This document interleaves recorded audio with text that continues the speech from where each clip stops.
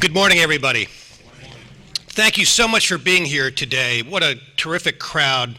I'm so encouraged that so many of our government officials, educators, health professionals, public safety professionals, and citizens are taking this crisis seriously and are looking for solutions, and it's an honor for me to be here today with you. I came into office a little over a year and a half ago and was alarmed at what I saw with this heroin crisis. At that time, we were experiencing an overdose a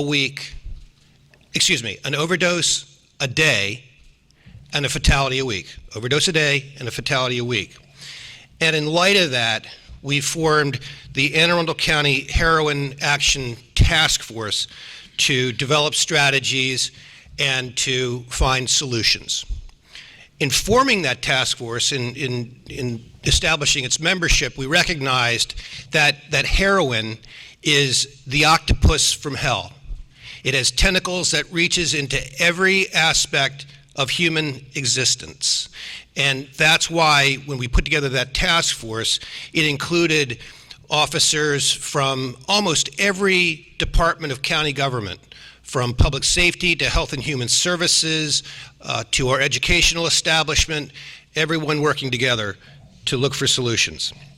The task force made a series of initial recommendations, about 52 individual recommendations in all.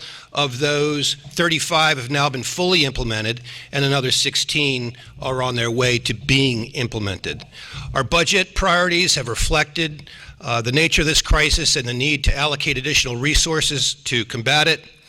We've added $800,000 to the health department to open a new substance abuse treatment center in our county. We found that treatment wasn't easily accessible in certain parts of our county. So we're trying to make sure that treatment is available to everybody regardless of where they live.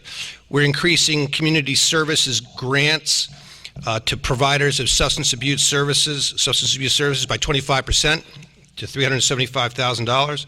We've doubled the budget for the police department's drug diversion squad to more than $240,000, and we've doubled the budget for other crucial tools such as Narcan. And I understand 50 of you are going to be receiving Narcan training later today. Thank you for signing up for that. And we've hired a new heroin prosecutor in the state's attorney's office to go after these dealers.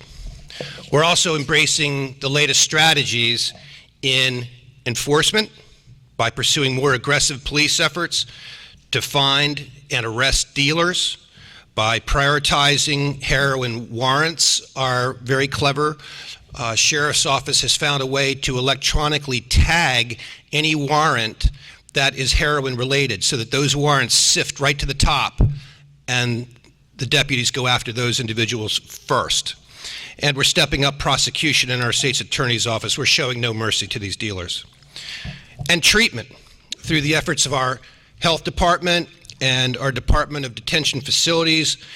We were awarded a $100,000 grant from GoCap for Vivitrol, which has great promise to help people suffering from addiction. We are also helping staff and operate the Overdose Survivors Outreach Program at Baltimore Washington Medical Center, which aims to connect those who have experienced heroin or opiate overdoses with treatment. This program is being funded in its first year by a $230,000 federal grant from the Substance Abuse and Mental Health Services Administration. Thank you for that. And finally, education, which is really the long-term solution to this. Our Constituent Services Office sponsors Not My Child forums all across our county at different community associations, neighborhood groups, schools. We're reaching out to the kids, but also to the parents, residents of the community, to educate them about the nature of this crisis. And we've prepared a video called Not My Child, which features real-life stories of addiction. That video won a national award from the National Association of Counties and is something you really should watch. It's on YouTube, and write this down, really worth watching. It's called Not My Child. It will make your hair stand on end. Now, despite all that effort, all those programs, all those people working on this, best practices from all over the country, I'm sorry to report that it's not working. And you know that. Here we are a year and a half later, and we are now experiencing not one overdose a day, but more than 2 a day. Not one fatality a week, but more than 2 a week. There will be probably on the order of 120 fatalities from heroin this year in Anne Arundel County. It's heartbreaking. But we have to keep fighting. And one of the things we've learned over the course of the last year and a half is that heroin is not a matter of isolated pockets. It's not a local issue in the sense that people suffering from addiction will travel over great distances to obtain drugs. And the dealer networks, as we all know, are vast. They're far greater than any county border. They're statewide. They're even intrastate. They're even global.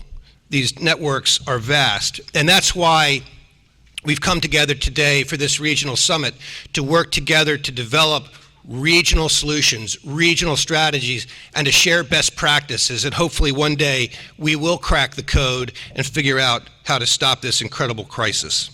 I'm really grateful for the work of my colleagues here in Anne Arundel and Harford County, and knowing that we all stand shoulder to shoulder in this crisis gives me confidence that we will save lives and eventually we will turn the tide against this incredible challenge. Thank you again for being here.